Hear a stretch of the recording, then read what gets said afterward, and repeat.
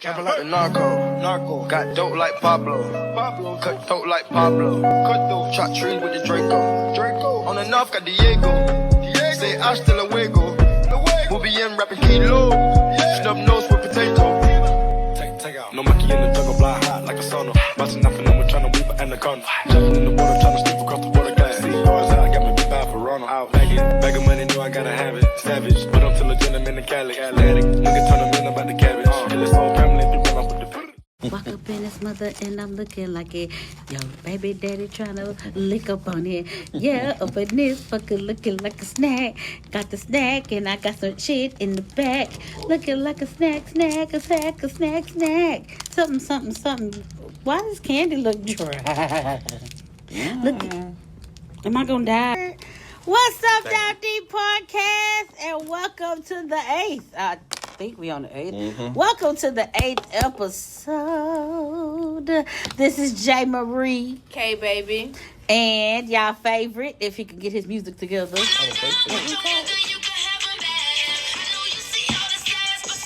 Arthur, looking like a in the prime and emotional. Hey, yeah. All right, y'all. How is everything? She want to do a re-entry. She's trying to come back. Encore, I guess. I don't know. How is everybody's week? Week was good. Weekend was fucked up. But you know, hey. Yeah, same. What about you, sweet cheeks? A little crazy, but it was good. You know? Oh, shit. Glad it wasn't open. Shit, I got scared. What you about to open that? I was trying to read it. Y'all, it's been a crazy weekend, but let's get... Oh, my God. Oh, that was manly. It's the fact that she was in the microphone. In the microphone. That's about to be loud. In the microphone. They could be like, what the fuck? I was like, damn.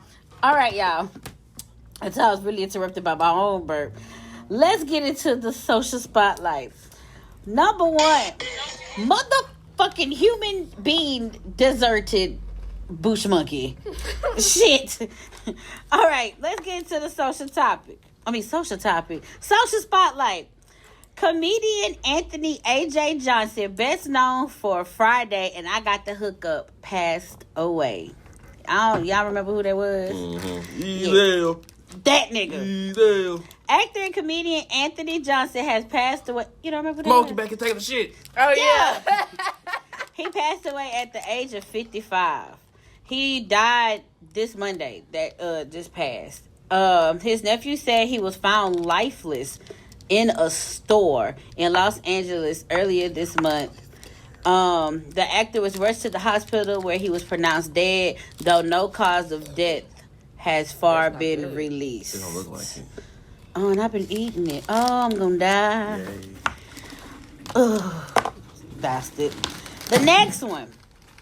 A man who escaped from prison 30 years ago turned himself in because he lost his job due to COVID and he was tired of being homeless. A 64-year-old fugitive walked into the police station to give himself up. Almost 30 years ago, he used a hacksaw blade and bolt cutters to escape from prison. His name is Darko Desek. He decided to go back to prison because Australia's COVID-19 lockdown made him jobless and homeless. Oh my God, the disrespect. I'm sorry, everybody. Australia's lockdown, which began in June, had cost him his cash in hand work as a laborer and a handyman. I'm about to whoop your goddamn ass. And then you go dance.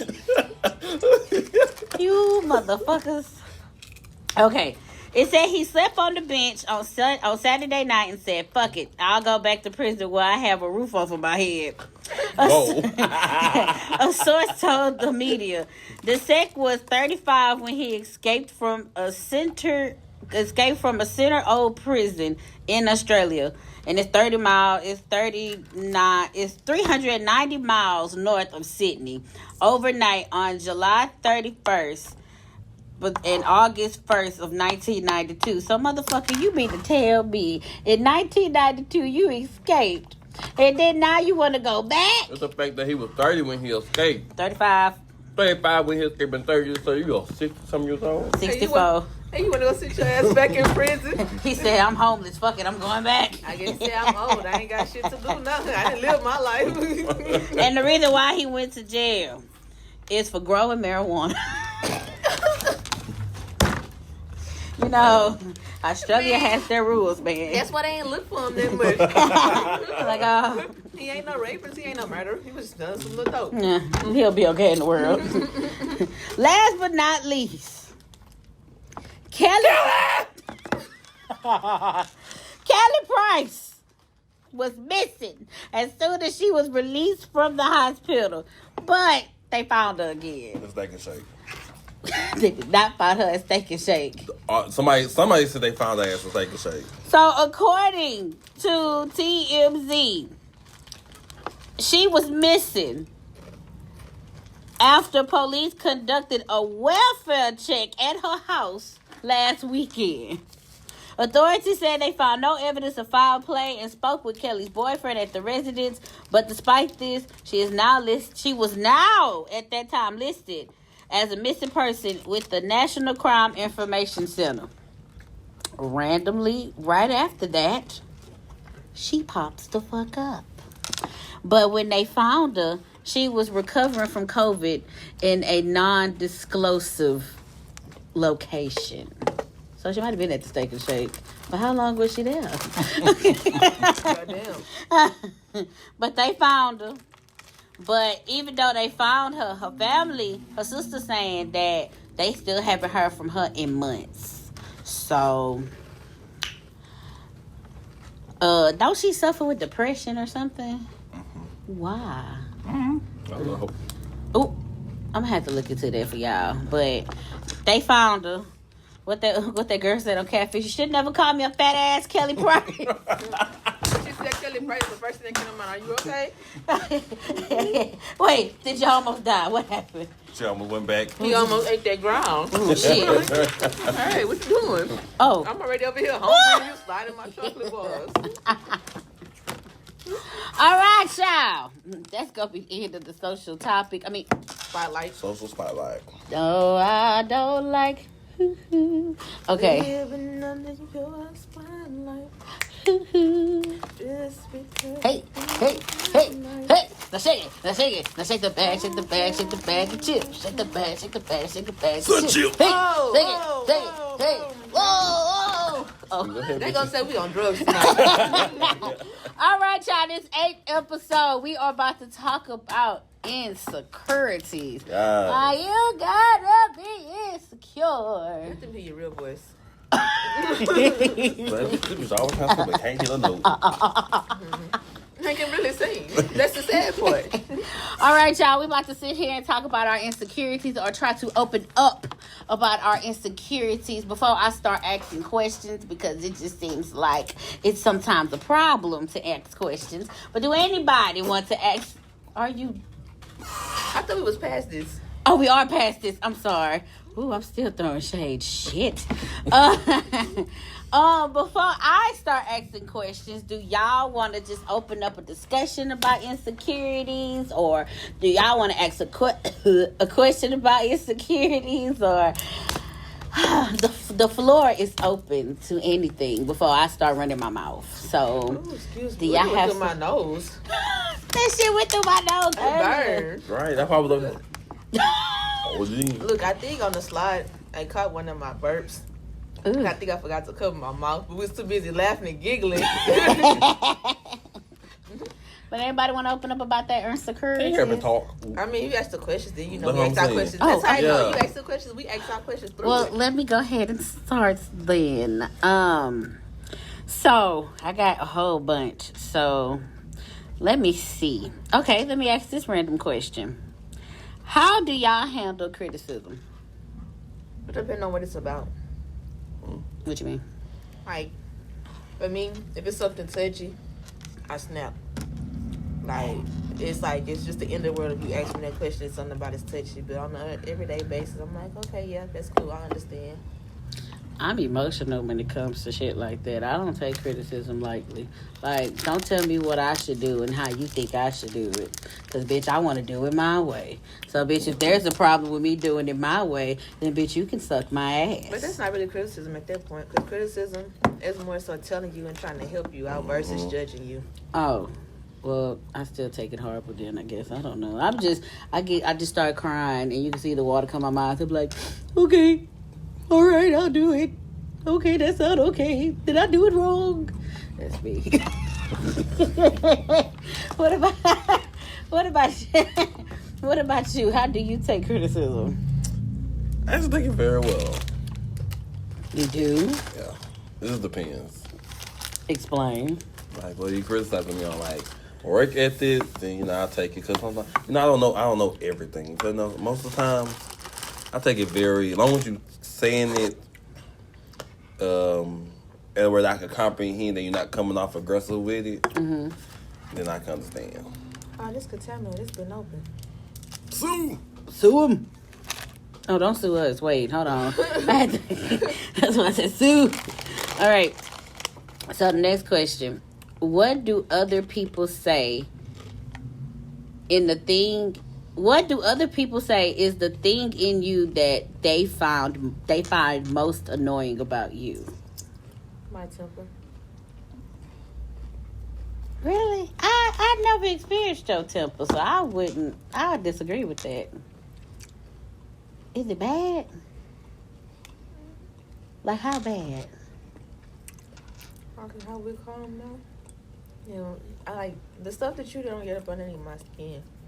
But like, if you could get up underneath my skin and get on my nerves a lot, I'll go from about a 1 to a 6 quick. And then if you keep going, I'm about to go from that 6 to that 10 in about 5 seconds. Damn.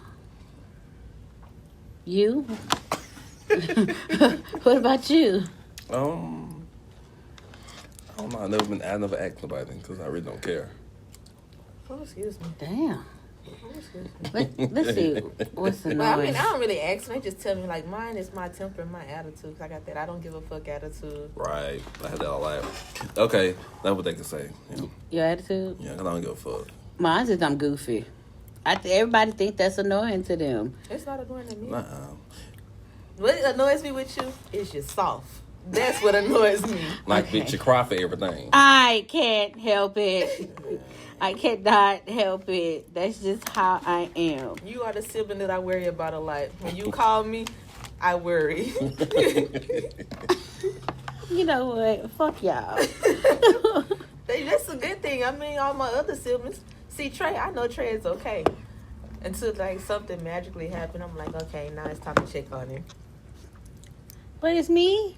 You know what? You know what? This is my 30th time saying this on this podcast. I'm the problem. No, you're not.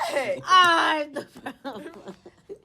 So, before I start asking more questions on here, what do y'all feel like y'all are insecure about yourselves? Like, what flaw or what? Sign up to people.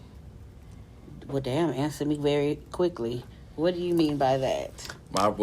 Usually, like, I what's the word? I put on the persona, like, most of the time I really don't give a fuck. But most of the time with certain people, I try to switch up something about me to give them a different persona of who I am. What Or do you show do? them, or show them a different side of me that they don't know. But why do you do I don't that? fucking know. Why you can't just be yourself? I do it myself. I get just show them a different side of me. that you're not used to showing. Yeah. Yeah, I did it. How was it? Do I do that? Like, it's just weird. I really am. That's sad. Okay, what's my insecurity? My fucking weight. I am very insecure about... God damn it! I am insecure about my chunkiness. And I don't know why I'm so insecure about it. It's just something about my weight that just makes me so insecure. And it makes me mad because it's just like, I want to be like the skinny hoes. But Bitch, why?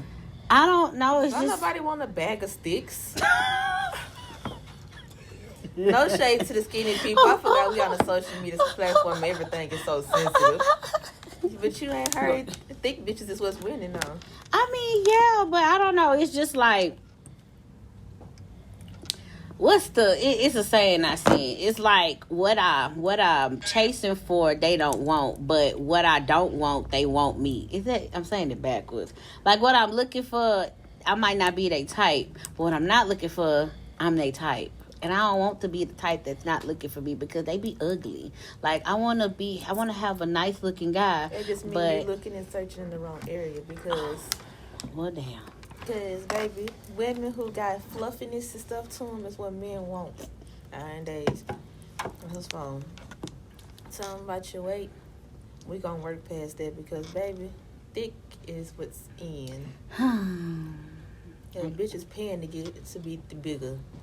Really? Yes, taking weight gain, going on the knife to add extra silicone and this and that to that. Now, see, I don't want to be like that. Like, I feel like going under the knife. Like, I did want to at first, but that kind of just tells me, like, I thought I had the rest of these cheering. I'm telling you, I'm going. I need me a nice little tummy tuck. Get rid of this oatmeal pie. I need me. I'm trying to know her ass.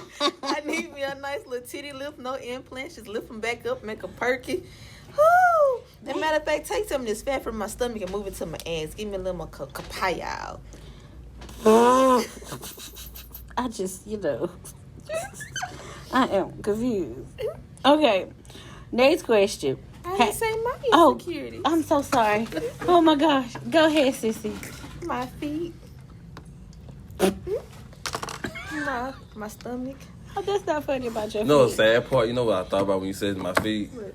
La Cienega.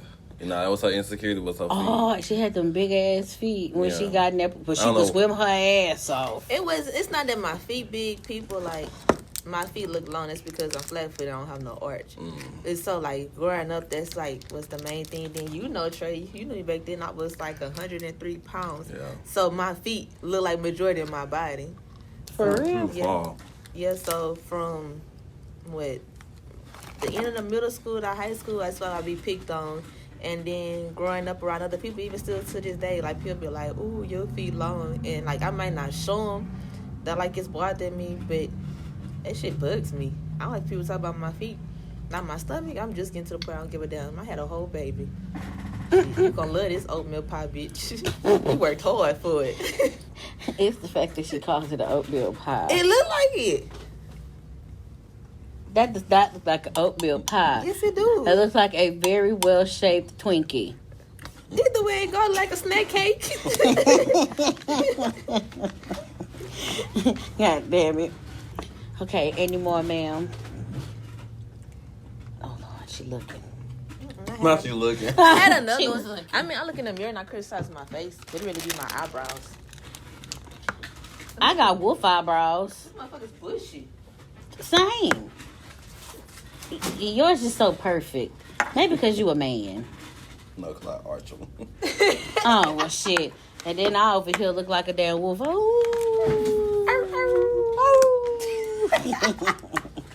All right. When was the last time you felt really insecure about the parts of yourself you pretend don't exist? Like a trait or a body part or like, I think I suffer with something called body dysmorphia or some shit. That's probably not even the word. But yeah, because one day I will wake up and be like, bitch, you doing a good job. You are fine. You a bad bitch. And literally, the next day I'll be like, where did this blob come from? Why is it here? Why is it so big? That's not funny. Oh my goodness. It's the way she explaining it. But that's how it be. And then the next day, bitch, you is fine. Go ahead and do your hair. Slick it to the back. At this point, you just bipolar. That's what we gonna call it. No, it's body dysmorphia. Yes, body something because you be in that mirror tripping. Man, for real. What about you? Am I the only one? I feel some type of way. I mean, I don't know when it's probably recently. Well, I know a lot recently because like when I get to struggling, I can't keep it with myself like as much as I would like to and stuff. I get in the mirror, I start criticizing myself. Maybe since I did my hair and really did my hair, this is about the prettiest I have felt in months. In a month, a week. I just would care because I grew up in a household where my biological grandmother and my biological dad on my mom on my dad's side would be like, stand in the mirror and say, I love myself. I am beautiful. I am somebody. So I'll go back to that and I teach myself that to try to psych myself out of it. I like my stepdaddy. No matter how I'm looking, you're gorgeous. Don't let nobody tell you anything different. So that's how I hype myself out of it. Because, yes, when I look in the mirror, I feel like, damn, bitch, you don't look good today. You're not pretty.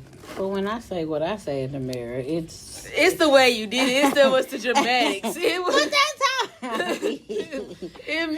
it was the dramatics. It made it funny. I be in there like, bitch, why is this so much fat on your face? I be trying to push it back. See, now behind the that's ears not and shit. funny.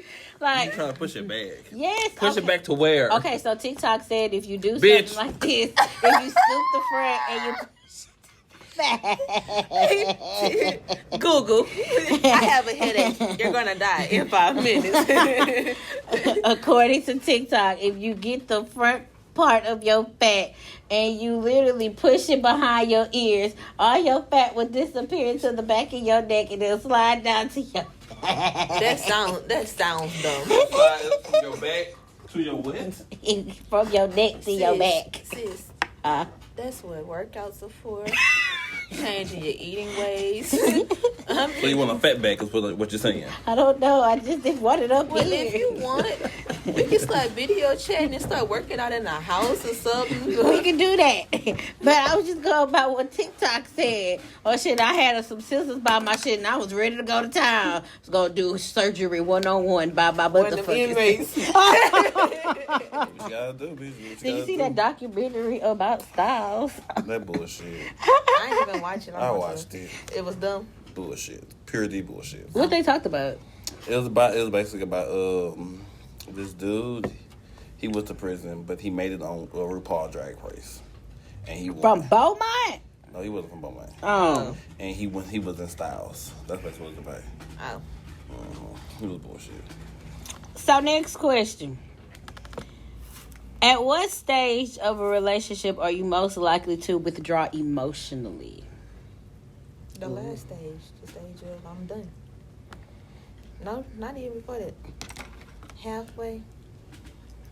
Yeah, I don't even know which love it is. You gotta do something drastic, like cheat on me. Yeah. And then that's when like the insecurities start coming in. Like, is she? I don't give a damn if she pretty. Who is she? You know, what is it that she do, or what is it that she have that I don't have? Oh, he's cheating. At that point, shit, bitch, I'm checking out because I'm about to play the same game that you playing.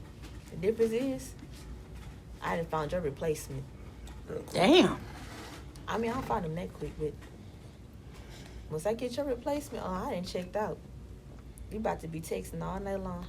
Hey, what you doing? I know, I wish I could spend the night with you too.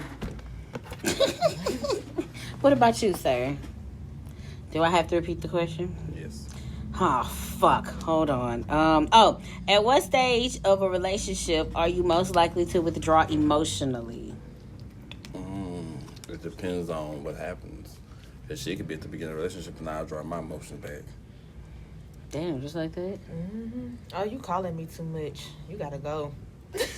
So y'all don't like that clingy shit? Fuck no. No, because I don't. You calling me too much, this is how I look at it. You calling me too much, so when it's an emergency and you calling me that much, I'm not going to know the difference. Right. You texting me 10 or 11, 12 times at once and not give me the chance to answer the first or second message. When it's an emergency and you really need me, I done got to the point I didn't train myself how to ignore your messages. I'm not going to check them. Yeah. So don't do that. You can't do that with me, especially not in a relationship, because, like, the person I talked to was like, he protects me and I protect him. Well, if you calling me 24 times out the day without me getting the chance to pick up the call number 1 or 2, when you in dire need and you need me, I'm not going to pick up that phone. I'm I not feel going like to pick up ooh, Lord, they called me. Exactly. This me. I'm going to look at the phone, hit the volume button, talk to them, and go on by my business. I just walk past it like, oh, okay. but don't be too clingy. Like, be clingy, but don't be extremely Don't be clingy clingy. at all. I mean, I like it. I mean, I think I like it to a certain extent. Like, I want you to be under me when I want you to be under me. But don't be under me and I don't feel like being bothered. Like, I guess I want clinginess to a certain extent because I'm clingy. So, I know how motherfuckers feel because I attach to a motherfucker like this pen attached to this can. Shit, get off of me. Why are you so close? And you go in the other room and do your own thing. Like, for a little bit. It's me, no. I'm about to go outside and walk. Dang. Like, why are you this close? What's up? Dang, I can't breathe. At all. Can't think. I hear your fucking thoughts. Why are you even in my phone? Back up. See, you too I close. feel attacked. Hey, I ain't even talking about me. I just feel attacked. Like, damn. Okay. What is one compliment you always get that you're too embarrassed to accept, so you deflect it? Elaborate, because I'm really confused. Okay, so what is one compliment that you always get, but you just won't accept it? Like, let me use me for example. My skin color is beautiful. I always hear that, but I don't like how dark I am. Why? I don't know. It's just always been like that. I feel like I'm like this ashy ass black. That's not funny. It's your choice of words. I feel like I'm this ashy ass black, and I will all hear this all the time. Your skin complexion is just so beautiful, and I'd be like, It is. no. It's like, No.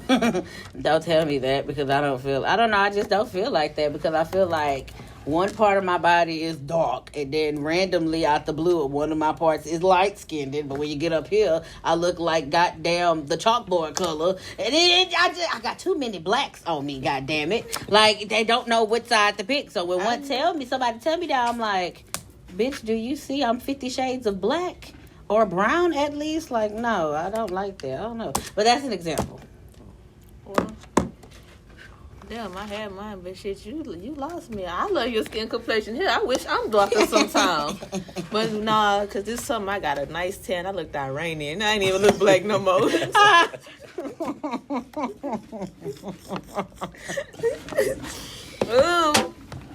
I don't know, for me, it's when people tell me I'm a good parent. And sometimes I feel like I'm a good parent. So that's But you are a good parent. Yeah, sometimes. great ass parent. Bomb ass parent. I don't know. Like, when you're a parent and you feel like you're not where you want to be with your child, you criticize yourself. And, like, that's what I do. I'm like, I feel like I'm not a good parent. Even though I know and people tell me I am, it's like, it's just something I can't accept. Oh, wow. What about you? Come on. Give us the tea. What's the tea? I don't know. You tell Well, actually, them. when I just do something about myself that I give real good advice. And You I have really a good do. head on my shoulders, and for some odd reason, I'm a good listener. You are. I don't like to be. Why? I don't know. Why? I don't like listening sometimes. That's what? But you have good. Your ears are big for a purpose. So yes. Okay. So I have another question. This about to probably bring some insecurities up. What's the hardest thing about being rejected? Well, first of all, have y'all ever been rejected? If y'all have, what is the hardest thing about being rejected? Putting myself out there. 'Cause it took a lot for me to put myself out there. Because I'm somebody who don't do it. I like. So if you reject me, I put myself out there. I'm like, well, damn. I fucking I tried. feel like a dumbass. Yes, that's the terms. Mine is that, but it's just like, I'm scared to be in the dating scene because this goes back to being a big girl. Like, when us big women going out in the dating scene, it's kind of, in my opinion, it's kind of hard because, like, The niggas talk a big game. Oh, I want a big bitch, this and that. But when you get one, what do you do with it? Like, it's like putting a puzzle in the wrong place, and you're constantly trying to squeeze that motherfucker in the wrong place, knowing it goes at the top left center of the goddamn puzzle, but you're still trying to put it at the bottom. Like, I don't know. Like, Damn. You lost me when you got to the puzzle pieces. And I was listening, but I wasn't. I was in there till like after the puzzle. I was like, okay, so I was dating with a puzzle. What I'm getting is, where you picked a life for your weight. yeah, I was bullied. All in high school, I was bullied. And they had bitches bigger than me. That is the crazy part. But they always managed to pick on me. Jealousy. And I never knew why. It was niggas picking on me. And I promise you, they had bitches that was 30 times bigger than me waddling on the breezeway. Waddling. So it's just like, you rather pick on me because I got a little push, but you ain't picking on this bitch that waddles, her fucking ankles clapping together. Oh, my goodness. Oh, my goodness. Oh, my goodness. See, with things like that, when they bully you, it's something that it's like your persona. It's something that you carry that they lacking. Like for me, ask Trey, when I was in high school, when you would see me with probably pink lipstick on, yellow, blue, green. I had almost every color. If not, I did have every color. And what I would get picked for, like how girls would do the black eyeliner and lip gloss to make their black lipstick, I would do like the gothic people, go buy extra black lipstick. And I got picked and bullied for it. Really? And then after a while, you can ask Trey, I started wearing all my different colors. And when I started wearing it, you see all essentially with all the people who was bullying me stuff with the same lipstick I was having on. If I had on blue, now I was getting picked and bullied for having blue. And then a week or two later, I see a bitch, the same bitch that was bullying behind it, she had the same blue lipstick on. It's just your persona. It's what you carry that makes people stressed.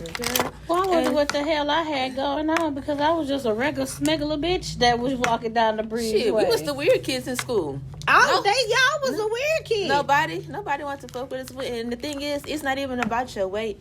If you're not somebody who carries a name for yourself and stuff, like a lot of these girls and stuff, men and stuff in Bowman, they get a lot of business because they were famous, they were popular in school. Yeah. But if they was regular people like us, they wouldn't have no business. Let's just be real about it. Nobody would know who they are. Right. And that's all it is to it. And like the big girls in school, there was probably somebody who had a name for themselves and stuff. Everybody loved them and had all the friends and stuff. But because they were nobodies, they wouldn't get picked on. That shit is beyond me. Now that I think about it. And them hoes would be waddling, bro. And it's just like, Angles clapping together for me. bro, It was. them hoes would be It took me clapping, making symphony music And and that made me shit. laugh all night long.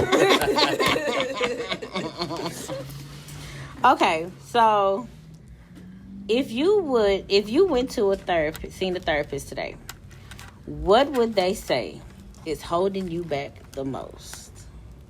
Forgiveness. There's a lot of people that I say I forgive, but I don't. Acceptance. That too. I have a big issue with that. Being vulnerable. And gullible. Smell like ketchup. What you said, bitch? Hello from the Not knowing how to say no, because I'm always telling somebody yes. Or doing stuff for people and they don't do a bitch ass thing for me. I don't know. The therapist will call me a lunatic at this point. That bitch is ready to put me on all types of drugs. Bitch, throw them hoes at me. Ting. Oh wow. Pill, pop, pill. Top down dropper. I'm telling y'all. Damn. Big shot, you can't stop. What? Hey. Okay. All right, next question. Are you afraid of missing out on love because you were only looking for the next best thing? No. One more time. Are you afraid of missing out on love because you were always looking for the next best thing? Yeah. Okay, I got two different answers. I got a yes, I got a no. So I would love to hear the no before I hear the yes. So go ahead, no. Further elaborate on the question. If I felt the no come from my spiritual life, I said no. But can you elaborate so I can elaborate my no? All right. Shit, hold on. What? Hello? Okay, so are you afraid of missing out on love, like actually being in love, because you're looking for like the next big thing, like the next, how can I say this, like something better? Yeah, well, not something better, but like what's your expectation of what you feel like you want?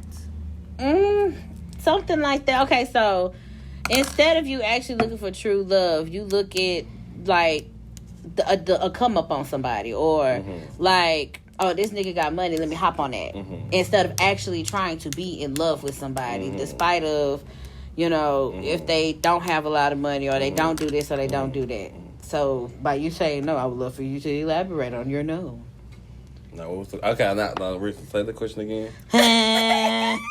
I lost the answer too. All right. Are you afraid of missing out on love because you were always looking for the next big thing? But I'm not always looking for the next big thing, though. Just take his answer and roll with it. Just gonna take your answer and roll with it. Because, goddamn it. Elaborate on your answer, ma'am, for the yes. Damn, I need the question again. Are you afraid of missing out on love because you were always looking for the next big thing? And I said yes. You said yes. So, yes, elaborate on that yes. Because somebody couldn't elaborate on the no. Okay, question. So, what if I'm not looking for the next big thing? So, what would the question be asking me? Because I'm not looking for the next big thing. Are you afraid to be in love? No, I'm not. Why? Because I want to find love. I want somebody to have the same love for me that I have for myself. Okay, you answered the question. Don't ask me shit. Okay. I can see that. I mean, for me, because my choice of men is poor. So when Mine's too. So now when nice men come out of the area, like want to know or get to know me, I'm like, okay, I'm gonna give them a chance. Aww. My choice of men is horrible. Every single one of them They're are just horrible. confused. It's not that they're horrible, they're confused. Amen. They learn who they are, they'll be pretty alright.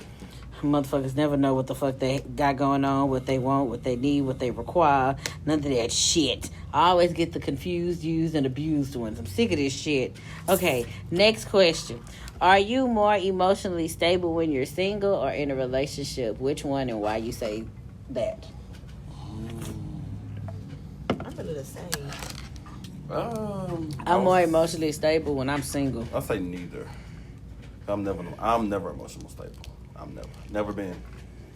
I'm come from a long line of family. Like they don't show emotions. So like, well, okay, what was that previous question? We was like in a relationship. What would they be? What she say? A downfall or something like that? Yeah, it would be my emotion because I don't show emotion a lot.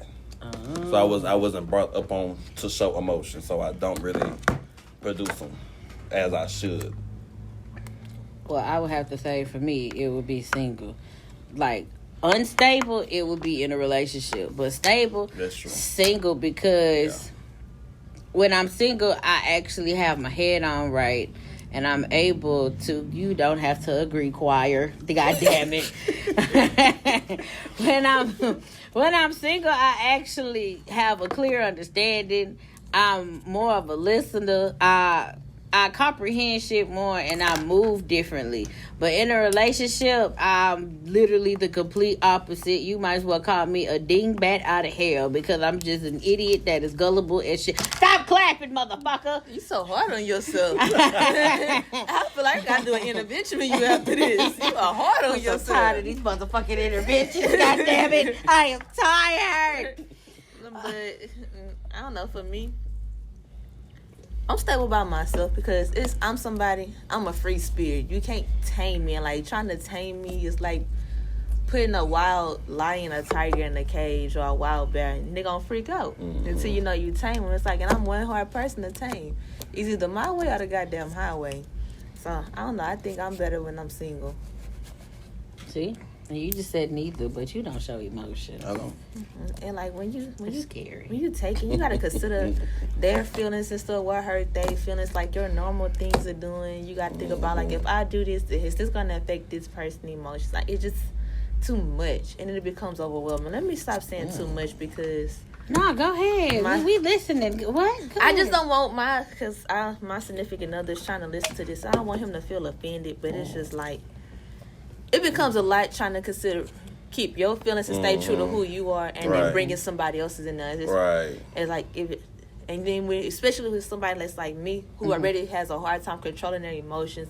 So it's like I'm be trying to figure out what I have going on in my personal life, everything, and then I'm trying to add you in, and then us together. So for me, it makes it feel like the world is crashing down around me. Yeah. So, I don't know. I say better when I'm single, but I love being in a relationship. I mean, yeah. I mean, I love being in a relationship because I like saying that I have a partner, a significant other. But it's just like sometimes it's emotionally draining because what? No. Oh, but it's like when I'm in the relationship, I don't know. I mean, I can't really explain how I am because I am difficult as fuck. Like, I be looking at people and be like, when they be trying to talk to me or in the process of talking to me or shit in the relationship with me, I be like, sir, how do you deal with me? Like, I come with so much, like, this is a bubble, and there's me in it. And there's so many goddamn other extra-ass bubbles in this big-ass bubble. Like, sir, you gonna take 1,000,000 years popping every single bubble because... They come with a lot of baggage. Yeah, I guess I do. A real man will take you in your baggage. Right. So... And the people that I seen, the people, well, the person that I was around you with when you was dating him, it wasn't you, as far as what I can see, that came with a lot of baggage. It was more so him because he never kept to that vow. Like I said, the person I'm talking to gave me that vow. Right. Me, you, and God is 3 strands. They cannot be broken. Me, you, and God. Mm-hmm. So with that person, it was you, him. If y'all talk to God, sister, mama, dad, it was too many people into the relationship. Now, when you exclude all those people out and it's just y'all, and you had to understand that, hey, if we're going to have a disagreement, it's just me and you. Right. Yeah. Like, nobody else. Don't bring nobody into our shit. If you is going to be to somebody, let it be that one person. But don't tell Aunt Susie, Uncle Tom, Mama, Daddy, and everything about our business because now it's too many people in that one circle. It just needs to be 3 people in that circle, and then the people that you've been to on the outside of that circle. I guess I do need an intervention now. I guess, you know. I think I came to the conclusion that it's going to be an intervention coming soon. Oh, fuck, I'm sick of these damn interventions. God, I was joking about the intervention, but we're going to work on you. We're going to get you right. So, goddamn. What did your previous partner always tell you to do more often? Like, what did he tell you what did they tell you that y'all need to work on? Or they seen you doing and be like, you need to do this? Or, I get my analogy. The one now or before this one? What you mean? You said my previous partner, so the one before this one or now? Now or before? It don't matter. Well, the one before, I forgot all about what he said because that bitch don't matter. But this one here, he always tell me I gotta work on my I don't give a fuck spirit. He don't like it. Like, when something don't go my way, I don't care. Shit, do you. If that's how you feel. I'll tell you, I don't care. And then if he say something that I don't like, that's when I chunk something at him. But other than that, I don't care. Shit, do you. Go ahead, answer the question. So. Mine was I don't give a fuck, but it wasn't my spirit, it was my words. I don't give a fuck. Yeah, your mouth is real. Like we had like my thing was if we're in a conversation and I feel like it's gonna continue to go in circles, I'm gonna get some over like okay, well I don't give a fuck. And I'm gonna tell you I don't give a fuck. And you can say, and after I say that one word, I'm done with everything. No matter what you say, after I say I don't give a fuck, I'm gonna keep saying I don't give a fuck.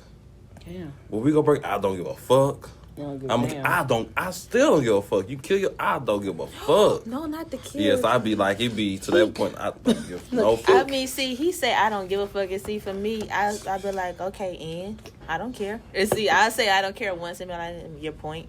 Now, once I hit that your point, you done? Are you done yet? I'm going to still tell you, are you done? And then once you're done, I'll be like, okay, is there anything else that you want to get off your chest? If you say no, all right, cool. Well, nice y'all talk. Vocal. I just don't want to talk. I just shut down. And then, like, I was always told, you need to stop shutting down and actually use your words. And I will completely, like, if you piss me off to a certain extent or something you said or did will piss me off, I will shut down. I won't talk to you. I won't have zero interaction with you. Why? You have took me to a point where I just don't want to be bothered anymore. I mean, you might not get a call from me. Hell, you might not even get a good morning text. Motherfucker, we might be living in the same house and we could just look at each other. I still ain't gonna say shit. Ooh, I to feel you. slugs. Cause you over here clapping and shit, motherfucker. But that's how I am. I told you the bullshit. Bitch, you gonna listen to this? Motherfucker. Okay. So what would y'all say is y'all worst habit in being in a relationship? Like, what is y'all worst habit? Like, how can I explain? Like, not like biting your lip or biting your fingers, but like insecurities wise, like what is y'all worst habit? Mine's is always, I said this last episode or the episode before, mine's is I'm always thinking a motherfucker is going to cheat, so I'm going to expect the worst. That's a habit I have in every relationship. I expect the worst, so I act a certain way, and sometimes it don't even be the worst. Sometimes I actually make it worse, but then sometimes it actually be what the fuck it is. But I expect the worst, so I'm going to just go ahead and put the goddamn knife in the butter and just let that motherfucker smear. Like, that's just how I am. Mine is opening up and showing my emotions, or starting to show my emotions, and then I found out something, I'd be like, well, fuck. That's scary. I finally started to open up, and I should never did that because now look what you doing. That's scary. I don't show emotions in the first place, and this is why.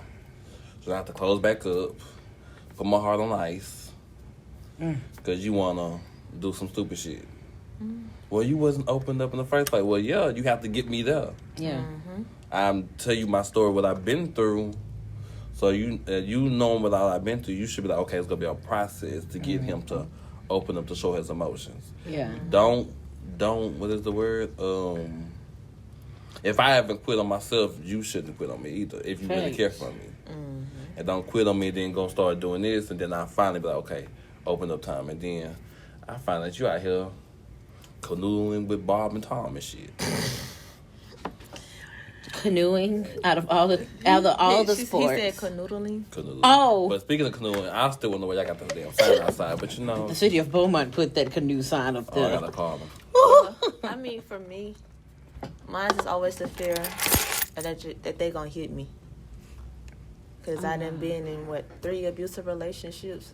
So, my next thing is like, what are you gonna do next to me, or in what way, shape, or form are you gonna hurt me? Are you gonna harm me and mess with me mentally, abuse me, or are you gonna put your hands on me, or are you gonna do both? Right. So like now in this relationship, like that's be like our main thing. Like I be telling them, like if you put your hands on me, I might come out around them. I just start thinking about like if you ever think you gonna put your hands on me, we gonna have some problems. That's crazy too. So that's like for me, my main thing is like, are you gonna hit me? That's my biggest insecurity. Oh, wow. Okay. Now, I have a question on this. Lord, please don't make me burp. Oh, God, that was disrespectful. And I just asked him not to do that. I guess he was like, it was already coming, so you should act before you start talking.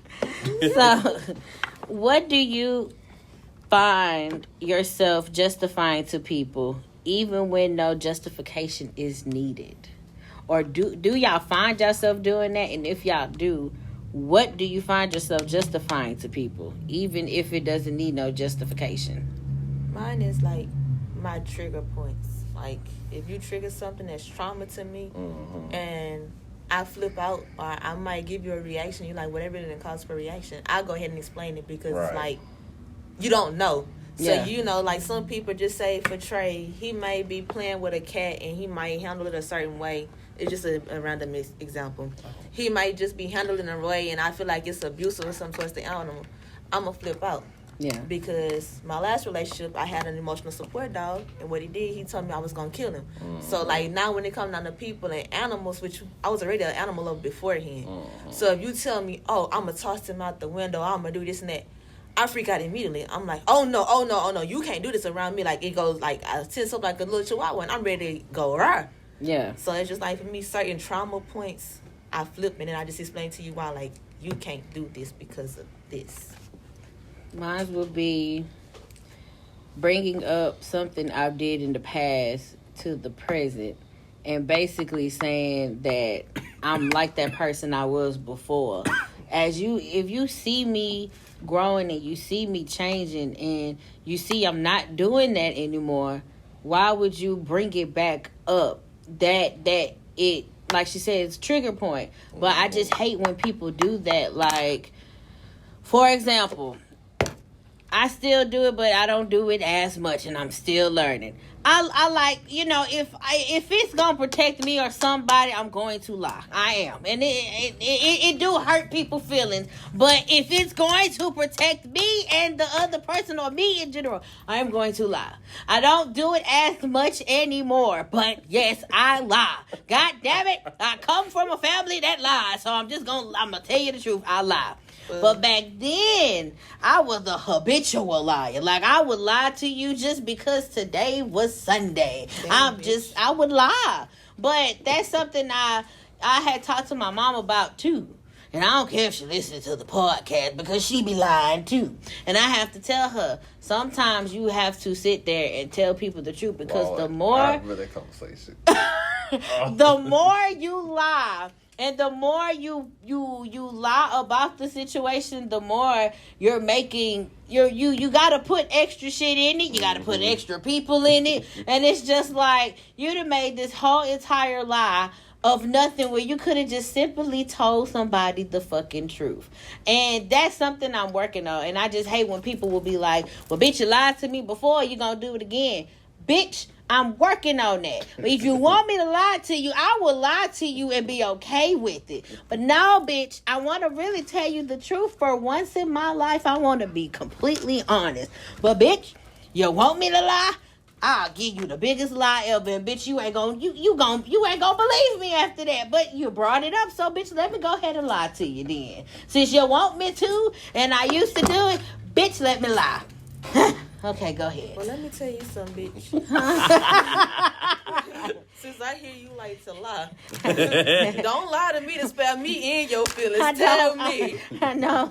It's for certain people, goddammit. Not y'all. I promise you. Okay. I'm working on it. Okay. See, that's the insecurity, and that is something that I am working on, goddammit. Because we'll tear this motherfucker up. We'll tear all the bone money up. What about you? I don't blame myself to nobody. Well, damn, you just that fucking raw, huh? So what it said don't need to be explained. At all. So why do you say that? What it said don't need to be explained. Because my actions always speak louder than my reasons. If I did it or if I said it, I meant it then, I'm doing it for a reason. Well, motherfucker, I need your confidence and your speaking abilities because it's just like I have to justify everything I say and do because of something I used to do. And it's just like, bitch, I don't need to explain myself. If I gotta explain my past for my present, then you don't need to be in my presence because everybody have a past.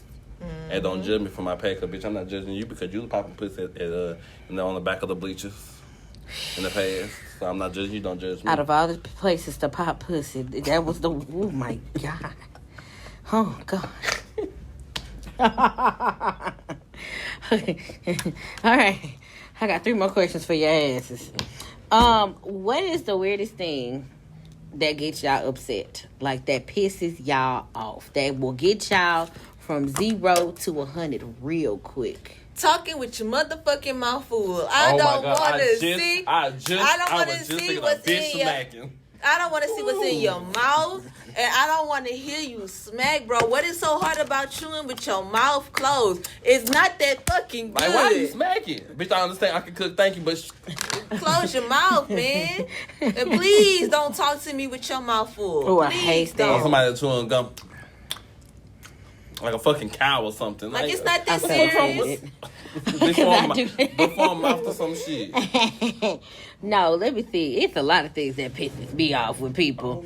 I hate when people be talking and they have that extra exclusive. Look, you got me looking at my lips like that I got storage of spit like right there, and they were like, they'll be in your face talking, and it's like the spit will form, and they would not wipe it, and I'll be like, no. What they do is they talk so much to where they feel it, then they lick it, and they keep talking again, and I'll be, oh my god, this soda literally almost regurgitated back up.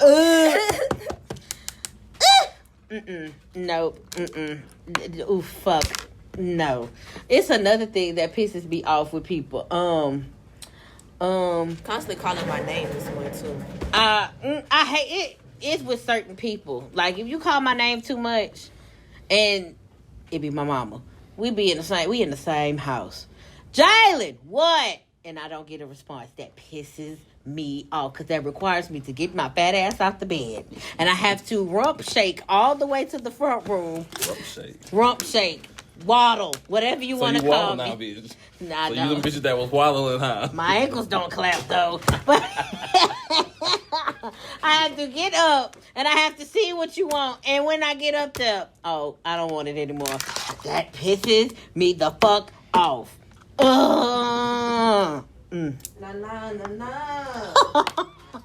another thing I hate when you talk to somebody and.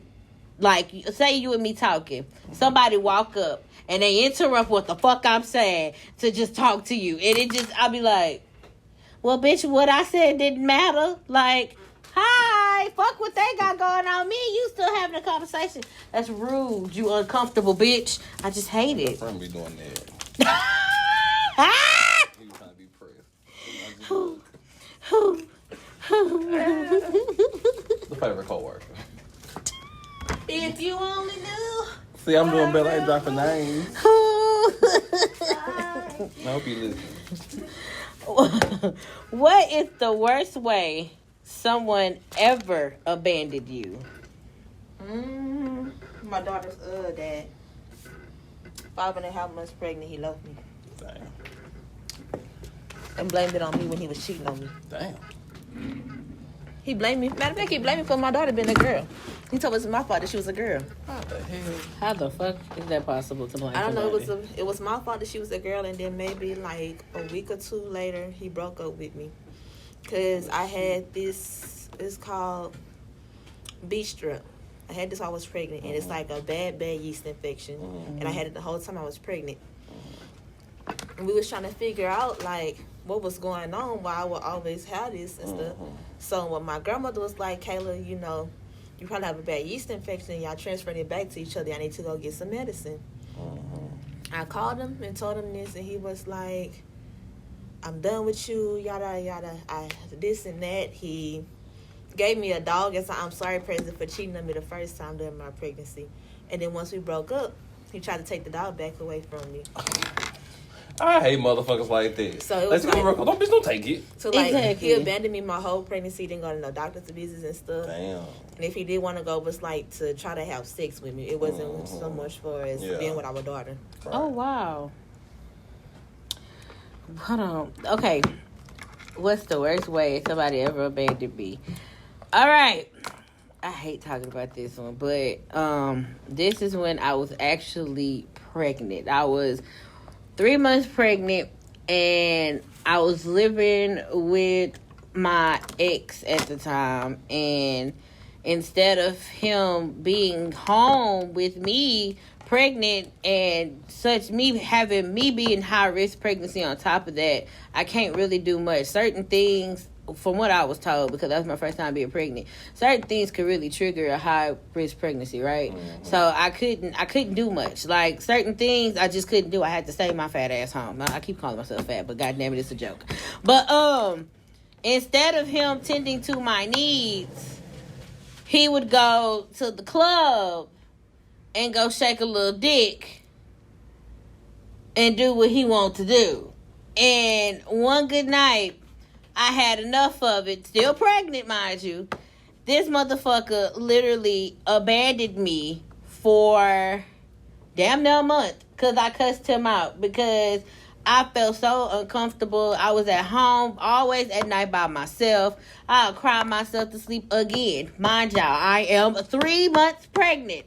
I was miserable. And this motherfucker was like, well, if you don't want to deal with it, fuck it. This motherfucker blocked me for a whole fucking month. And I didn't hear from him until one day something happened to where I had to go to the emergency room because I was spotting. Everything was okay, but I was just spotting for some random reason. And here he go, popping the fuck up, trying to be daddy of the fucking year. Even though our baby wasn't even out in the world yet, you want to pop up at the hotel trying to be like, oh, is my girlfriend okay? Are you good? No, nigga, everything not good. I've been depressed. I'm not eating correctly, so bitch, you want to pop up?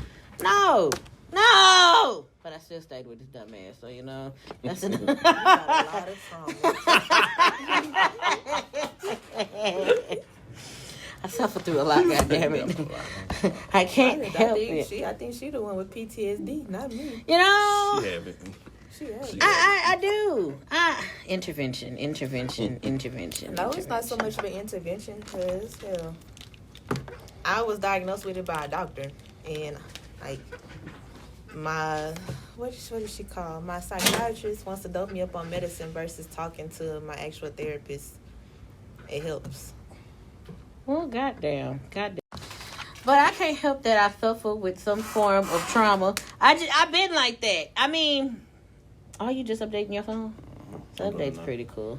Like, I guess I do suffer with some form of PTSD, but I'm scared to admit that. Like, how do you go into a relationship and be like, hey, I suffer with PTSD. Be careful with me.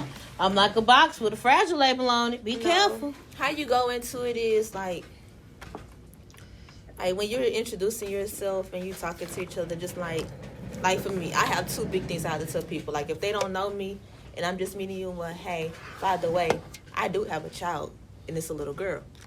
And I have to mention it. And then another thing is, okay, hey, this is nothing you have to be concerned about. It's you're just going to have to handle me a little differently than you handle the other men that you may have dealt with. Mm-hmm. I have PTSD.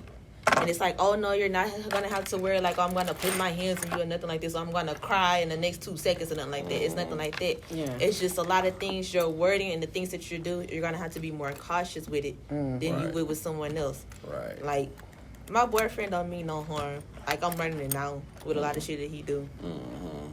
But it's still, like, certain things, and he's still learning, like, you know, for you, certain things that I do is a trigger point. Yeah. So it's like, he'd be like, it's not that serious. And I'd be like, but it's serious to me. Right. So, but he don't know really too much, know the history, but he only know what I told him. Mm-hmm. So those are, like, little teaching moments for him. So it's like, with somebody who has trauma, we come with a I'm fragile sign, basically. Mm-hmm. Yeah. When you come to him and say, hey, I have a lot of trauma, or I have this, or I was diagnosed with this, you just got to tell him, you're going to have to handle me a little more gentle than you handle everyone else. Right. You're not going to be as rough with me or as cutthroat with me because it can hurt me. But it's like when you tell them that, it's like they still don't handle you even though you have that fragile label on you. Like, I am broken. I have a lot of things wrong with me. And I do be honest with people like, look, I done been through A, B, C, and D. I need you to be careful with me. And it's just like, you ignore every single alphabet I have told you, despite of what I just fucking said. I have a lot going on. I need you to be fragile. I need you to be careful with me because I am fragile. Like, are you willing to handle that? And they instantly be like, yeah, I could do it. But it's like, certain men like that see it as so much as a weakness, and they feed off of it. Like, my last 2 serious relationships, I told them, hey, I was abused before this one. I was abused by this person. Mm-hmm. You know, he did this. I would go in details of what he did to me and stuff. Mm-hmm. So they'll know certain things. You got to be careful what you do. Right. Like I said before. And what it is, the same repeated pattern. They took it. They heard what I said and they used it against me. Oh, I see why that dude. I see. I'm trying to refrain from using profanity. Well, I see why such and such did what they did. And I'm like, well, damn, so you're basically telling me, and then that comes with insecurity on me. Well, maybe it is me. Right. Yeah. Like, the third time it happened, I was like, okay, maybe it is me. Maybe it is something that I'm doing to deserve to be hit.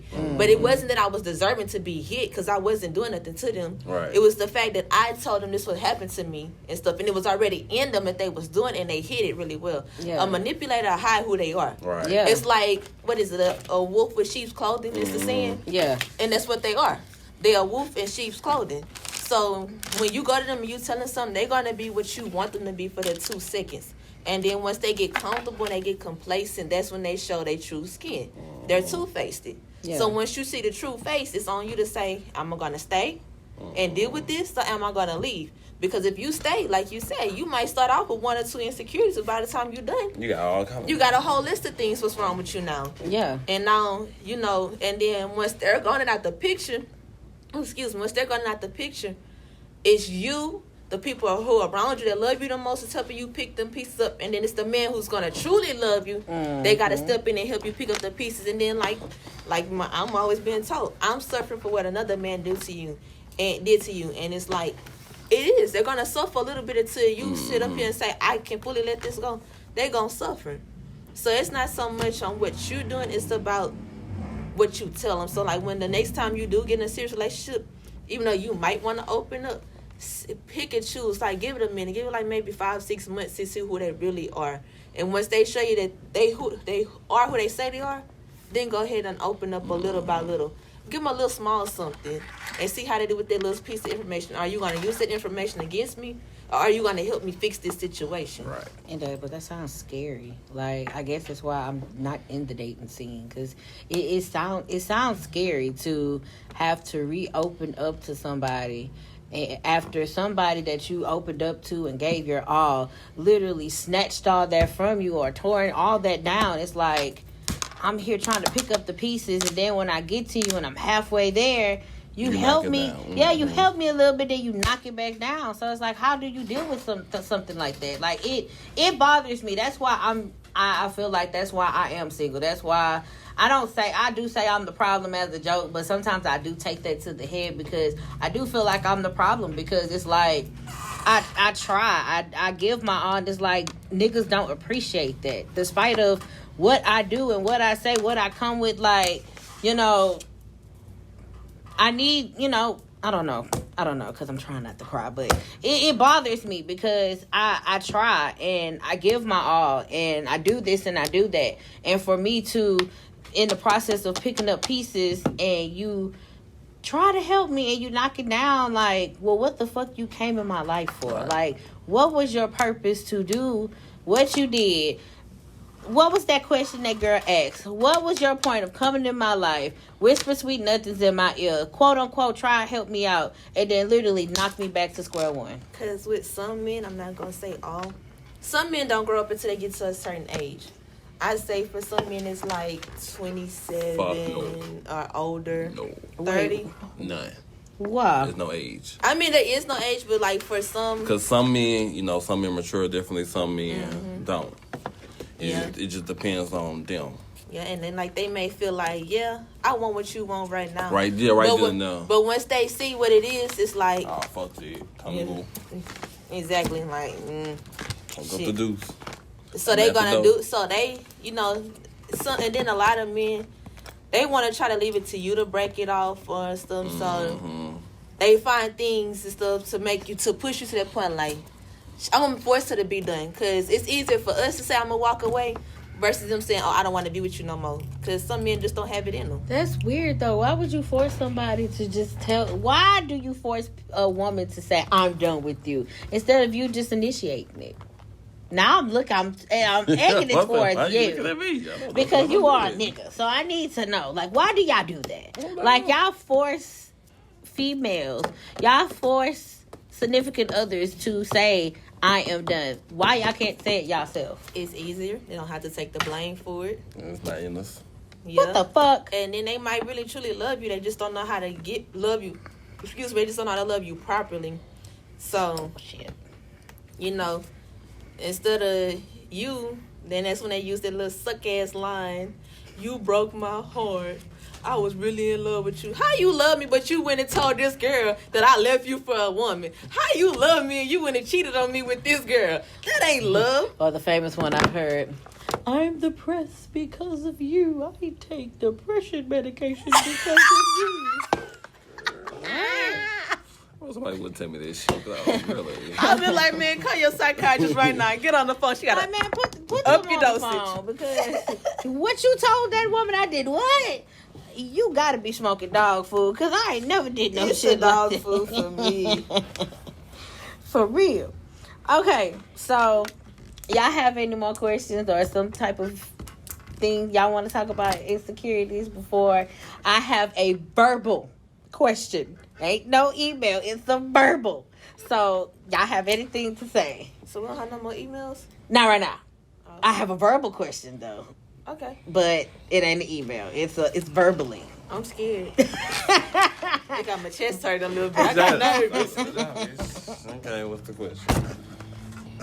All right. How? Why is it funny? Come Oh, that bitch is on. close to pen time. All right. So I did have a talk with this, not the person in the physical, but I had a conversation with the person that knows the person.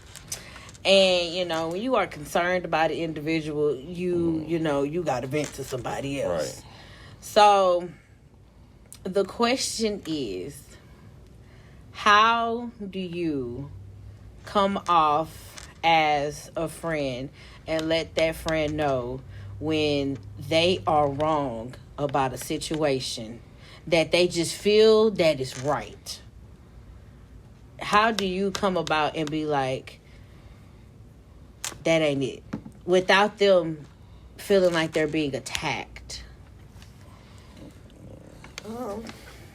Any true friend, whether if you come off and give them that tough love or not, any true friend, they may be upset about what you said in that moment and stuff, but just tell them, like, hey, you're wrong, because don't I do it with y'all? Yeah. You're wrong. You know, this is not, and I start out, this is not nothing coming from a place of Attackment. I'm telling you this out of love. I love you. I always start off with y'all. I love you, but this is what it is. You're butt ass wrong. You're wrong. Yeah. You know, that's not right. And then we sit up there, we have a discussion on why it's not right. And if you sit at the end of the topic, you feel like you're right, hey, I already told you what it is, but now I'm about to give you that extra tough love. If you continue to do this, I'm not supporting you. Right. And that's all it is, because Right. a lot of people like to have support in their corner. So if there's nobody to support them in their wrong moment, they're going to start to sit down and reflect, well, damn, KK not here. Yeah. Trey not here. Like, I'm really wrong, because these are my people who are always here when I'm right. Right. And now they're not here. Like, what's up? Because the conversation I had with her, she was really concerned about her homegirls. Like, concerned. I'm not going to say what all she did, but it was like to the point where she really pushed her away. And it's just like, you my bitch, bro. Like, I got to tell you when you wrong. Right. Like, If I can't tell you you wrong, then who can? Exactly. And at that point, she was dead ass wrong. Even her mom had told her she was wrong. And, like, the mom and the best friend are, like, close. So it's just like, I mean, bitch, your mama telling you wrong. Everybody telling you wrong, bitch, you think you're right? Wow. Yeah, and it's just like she has this inkling that she is just dead ass right. And it's just like, nah, bitch, you wrong. Well, How they explain to her why she wrong? No. Then that's the issue. Y'all need to explain to her why she's wrong. Because she says she can't explain to it because they've had a falling out before, and it was over a guy. And it was something with some baby mama bullshit. And she basically felt as though by her being the main chick, quote unquote, I have to put it like that, by her being the main chick, she feels like her opinion and how she feels should matter. Yeah, should matter the most in spite of what the baby mama has going on. I think it was about a kid or something. But like the girl told her, that is not your child or whatever it was. That's not your place to say anything about that situation. Right. Yes, you're the girlfriend. You're quote unquote the main bitch, but it's just like, don't speak on it. Right. And she still had something to say on it. She still had to speak on it. She ended up getting her ass beat. Something you need to just not ever do. Don't don't put yourself in a situation that ain't really got nothing to do with you. Right. Now, this situation is going on. It still surrounds the bullshittery, but I can't say much. I could talk about it afterwards, but she's just like, I need you to understand that you are wrong, but it's like every time I come to you and let you know, bitch, you attack me, and it's just like you come at me sideways because you wrong. Like, if you, like KK said, you said, if you not my, if I can't tell you wrong, then bitch, we cannot be friends. Right. I mean, I could be your friend. I just want to tell you shit else. Facts. I ain't fucking with you. I mean, At all, bitch. because Goodbye. I have some family members, like, I don't know if they listen to the podcast, but I have a family member, like, we're close and we talk every day. But when you come to her and you talk to her about something, you're not her yes man, she doesn't like it. Yeah. It's like, no, but what I'm telling you is you're wrong and this and that. She tells us we're wrong. And, like, me, I don't like to argue. Because, like I said, I got a temper. After so long of arguing, I want to fight. So I try to be the mediator out of a lot of shit. Like, I sit there, y'all know, I get no matter how I come, tank top, pants, and no shoes. I just want to be the mediator. I want the shit to go smoothly, no fighting, no nothing, you know. But shit, she feel like she right. Well, hey, motherfucker, if you want to be right, be right. But just know, I'm about to fuck with you from a distance. I'm going to tell you, hey, how you doing? I'm checking on you, and that's it. That's all you get. That's all she wrote. Right then and there. And then once you come to your senses, you know, now we can get back how we used to be. And it's not that I'm acting no different with you. I just can't fuck around with the fuck around. Damn. Well, I hope that answered her question because she do be listening to the podcast. She done told all her co-workers at work about the podcast. She's a nurse, by the way. So all her little nurse friends are listening. So, well, can somebody write in on how I can make a baby quickly? Like, what? I'm being serious, like within a month. Wait, hold on. In a 3 month? months. What do you have going on? How to get extra fertile. Oh, yeah. Hey, nurse people, doctors, I need y'all to sit that way because I'm trying to come with a chocolate baby ASAP, no Rocky. Okay, but I do. Okay, so that was the only question I had. But now I do have a question before we end this up, like this whole thing. What would y'all advice be for like the younger audience or like this younger generation that does listen to this podcast? Like, what would y'all advice be about insecurities in general? Like, let me say, for as example, I'm gonna give y'all 2 different questions, and I would like an answer. So, okay, I'm a little slow, so give me one question at a time. Okay, well, I will give y'all. Okay, so how would y'all? So, what if a young audience is listening and they are insecure about their sexuality? Like, what would the advice be to them? Because they're scared to open up or they're scared to come out. Like, what would... First thing is first about that is get comfortable with yourself. First, get comfortable with yourself and find somebody that is a comfort home for you that you can confide in. So, because that's going to be a tough battle to go through. So, it's always going to be an emotional sense. But as long as you have that backpack person with you going through the way, it's going to soften the blows, but you're going to get tougher as you go. And you'll get to the point to be like, okay, I'm not, I like this, and this is what I like. I used to be insecure about it, but now it's who I am. Yeah. That's not really my department. I mean, I was about to say that's a trade question because, I mean, I deal with women, but I deal with women like when I want to. Like if I want to have sex, bitch, I want to have sex with you. Like that's what it is. But it's like for me, I'm not just like, oh, I like women. Like, when have y'all ever seen me come out in public with a woman? I was shocked in the other episode. I was like, wait. Like, no, it's just I like women for sexual purposes. I can't see myself in a relationship with one. So okay, you really can't call me bisexual. You call me bi-curious. You can call me experimental. Thanks. But you really can't call me bisexual because I would never date a woman. So how would y'all? So what if another young audience has some insecurities about their looks? Like they don't feel comfortable with like. I gotta think about like young generation, like like the kid, like the teens now. They look at like girls from Instagram as like their inspiration or their role models, and it's like, well, I want to be like her. I'm not comfortable with like how I look. Right. I want to look like her, and they go through like when they get older, or they sometimes do it young, like they do certain things to their face or put makeup a certain way to make it look like, I changed my appearance so I look like them. And it's just like, that's, you're insecure about something. But like, how would you give them advice to be like, it's okay? That's my department. Like, it's okay. The way you look, you're beautiful. Like, I mean, it can start off with like saying little inspirational speeches to yourself in the morning. Like, wake up and say, hey, today you're great. You're amazing. You're going to accomplish great things today. Or even like, ladies, I'm going to say this for the ladies. We can start off with like, if you're young and you're insecure, just step in the mirror and say this. I'm smart. I'm intelligent. I'm beautiful. I love myself. And then say it over and over again until you start to believe it. And the more that you start to believe it, your self-esteem will start to pick up. And as your self-esteem pick up, it just start to become normal. You start to find stuff about yourself. Oh my, say your hair, for instance. Oh, my hair is so pretty today.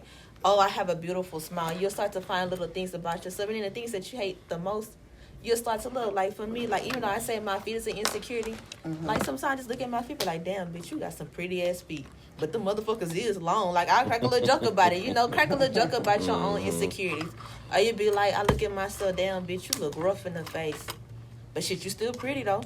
I just make a little joke out of it, something, to take my mind off of, what's making me so insecure about it. okay. I like that. Okay. Do you have anything to say? No. I mean, we need an inspiration, something to tell the boys. I only gave like for the boys. Like, what if they feel some way about their appearance? Because I might say, like, a lot of masculine boys or men that be like, they won't be like, I'm handsome. I love myself. I'm strong. I'm more than what the world thinks of me. I will be somebody.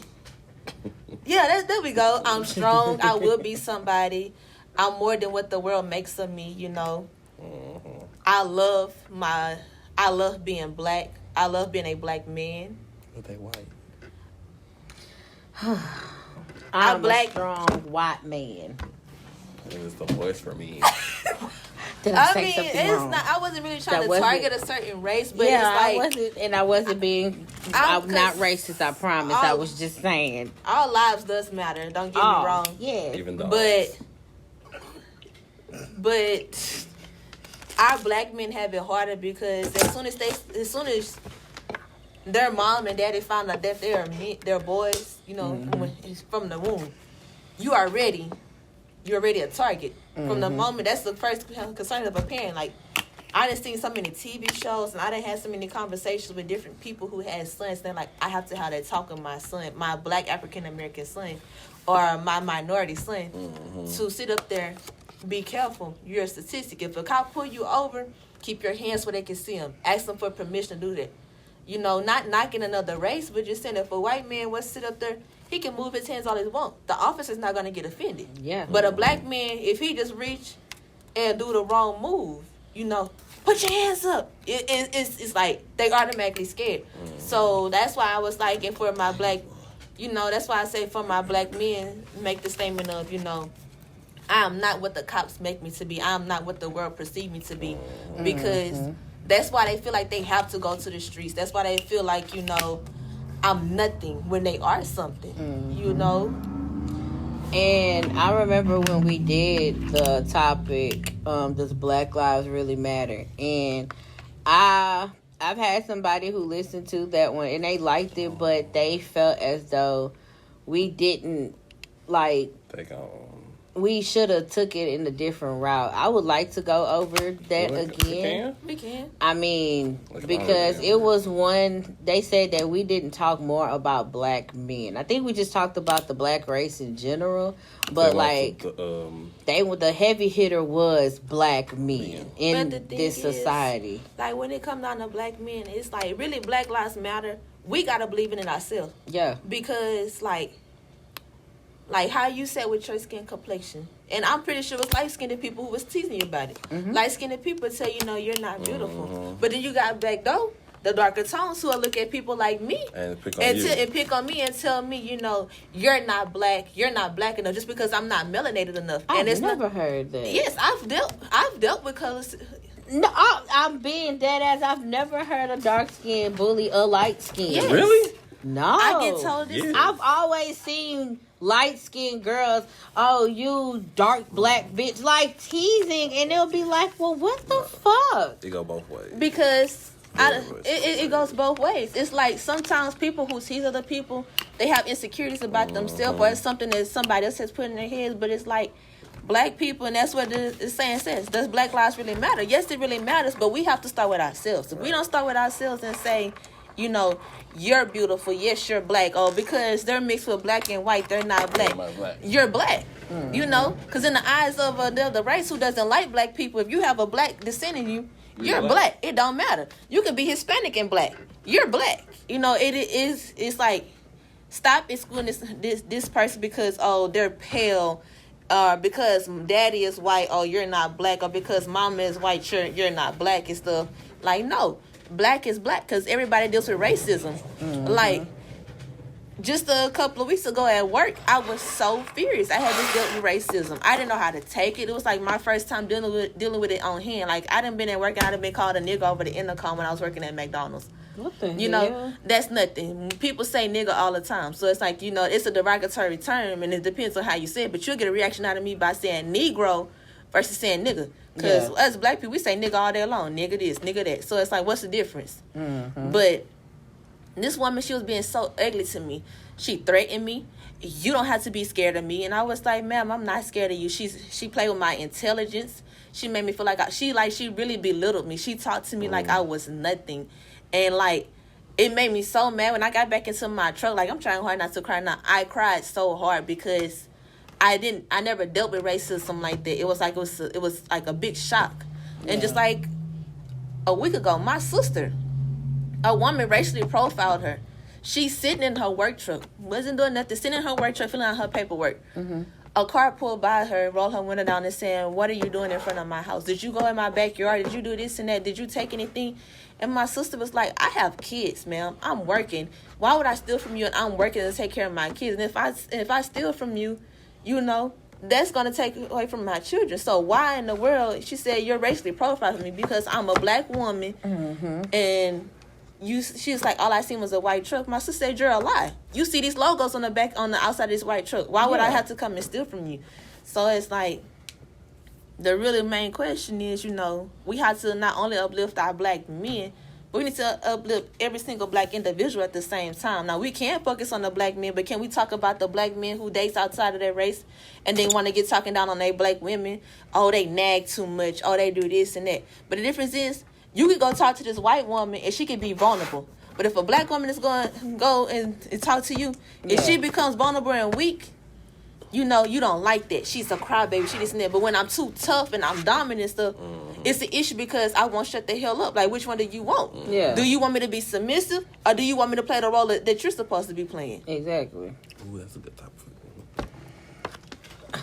Goddamn it. Okay. I mean, when they told me that, I was like, I'm going to take it into consideration because this was somebody that recently told me that. I mean, we can run it back. I would love to run it back. I would definitely love to run that back. Because it was I'm going to have to go back and listen to it. It was like one of our very, very first podcasts when we first started off. I feel like now, especially when it's like a more mature audience, I feel like we can get in deeper depth with it. Yeah. I definitely, that honestly could be the next topic on the cool. If y'all really want to do that. I mean, we could, let me see, that was actually episode 6. I told you. That was episode 6. And I don't think all of us was really here to talk about this topic. I honestly think it was just us 3, but I that was us 4. Oh, it was 4 of us. Oh, And shit. that was my Okay. first. That was my first. That was your spot. first My one. Okay. Well, excuse me. We can run it back again. I'm not tripping on it. But all right, y'all. We're gonna wrap this up. Y'all have any advice for all the listeners of the world that listen to the podcast? Because y'all, if y'all don't know, we have 744 downloads of this fucking podcast. Amen. So y'all really have been listening, like not episodes, but 744 people that have downloaded Dive Deep Podcast as a whole. Oh wow! Amen. Yes, that's what I said. So I need that to go up. Like, how y'all feel about that? We almost to 1,000 downloads. I love it. I love it. Every time I tell people about Dive Deep and like how many people listen, they be like, 700? Yeah, I'm surprised the second, but 700 people too. Like, I did. We had that many followers. At all. like, damn. Like, I guess the numbers really show when you really pay attention to it. Right. But, y'all all appreciative. And also, next episode, I would love for y'all to send the emails. I mean, y'all dry when y'all want to be dry. And then when y'all not dry, it's like 1,000 emails come one week and we have to read all of them on that one episode. I'm going to start dispersing them hoes out into episodes. Remember that episode we had? And it was like 10 of them hoes and I had to go down one by one by one. And I'm like, bro, I'm not about to do that again. So if y'all email us, can y'all please don't send about 1,000. If we do shit, we're gonna have to disperse them hoes. Like, one episode get 3, the next episode get 3, and then by the time that happens, more emails gonna come. But shit, that gives them time to, I ain't tripping on it. But do y'all have any advice, anything to say, any words, any gems to give them before we end this episode? I gave my advice earlier. Love someone before they're gone. Yes, give your flowers before. Yeah, that's a big one. That's a big one. Definitely. Love people, just love in general. Because goddamn it, life is too short, and I don't know. I don't want to go into detail about that one, but just love people. Yeah. We're having a butter giveaway. If you need any butter, please email us, and we'll send you the cash. We'll send you the cash app so you can cash out for the butter. How much you charging for this butter? And just whatever God put on your heart. Please don't listen. Let's say a church. Whatever put on your heart, email us, and we'll disperse you some butter. Okay, we have a butter factory now. The Dive Deep Butter Factory. This motherfucker Look here. at that butter. That butter. And we're going to be doing butter shirts for the Dive Deep. Shut the fuck up. Also, I just found this cool little thing on Anchor. If y'all want to be a sponsor of the Dive Deep, please email us so we can advertise y'all and y'all can sponsor the podcast. And also, I'm not asking y'all for money, but if y'all want to donate to the Dive Deep Podcast, because we will be having our own recording studio coming soon next year. So if y'all want to donate, please give us the email. I will put the email in the description so y'all can, if y'all want to. We ain't asking y'all for y'all money because, whatever God put on y'all hearts. But, if y'all want to, please let us know. I will put the email in the description. And, we'll let y'all know the journey from beginning to the end, because Dive Deep is not going nowhere. And I'm telling y'all, the more we are entwined with Dive Deep, y'all gonna be actually seeing us probably interviewing people, celebrities and shit. Like, we trying to really get out there, because out of 744 people, half of y'all be listening now. All of y'all be listening, but we trying to make it big and get out there, So that's all I have to say. I guess we can go ahead and shut this down, because I'm parched at this point, and I'm drinking soda, and I don't know why I'm so thirsty, and I'm drinking soda. But this is J. Marie. Okay, baby. And, hold on. Yeah, we got to give him a moment. Hold on. Hold on, y'all. He getting it. Hold on. And then... Hey.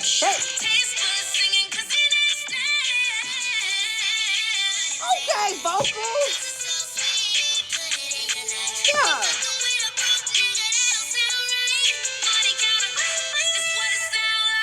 Hey. We'll see y'all next episode.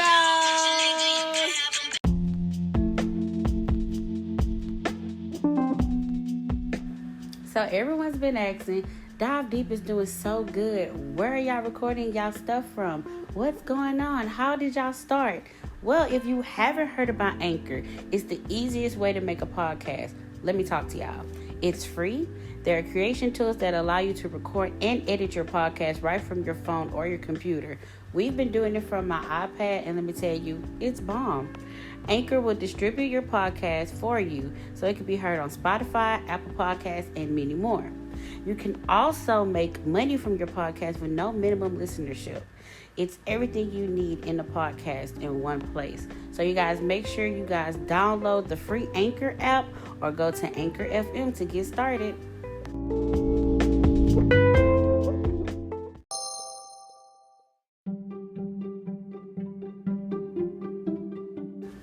Hey Dive Deep listeners, this is J. Marie, and I just wanted to sit down with you guys and let y'all know that we are up and running on all social medias. So if y'all want us to follow us, we have an Instagram, Twitter, and of course we have a Facebook. Our Twitter name is Dive Deep Pod _. Again, that is Dive Deep Pod _. Our Instagram, if you're following us on Instagram or want to follow us on Instagram, it's going to be called Dive Deep Podcast _. And if you want to follow us on Facebook, of course, our Facebook name is the Dive Deep Podcast. Also, we have an advice email hotline. So, of course, if you are going through relationship problems, friendship problems, baby mama, baby daddy drama, or family drama, or look, if you're just having a bad day and you need to vent, all you have to do is email us at askdivedeep@yahoo.com. But when you do email us, leave your age, your gender, and where you're from.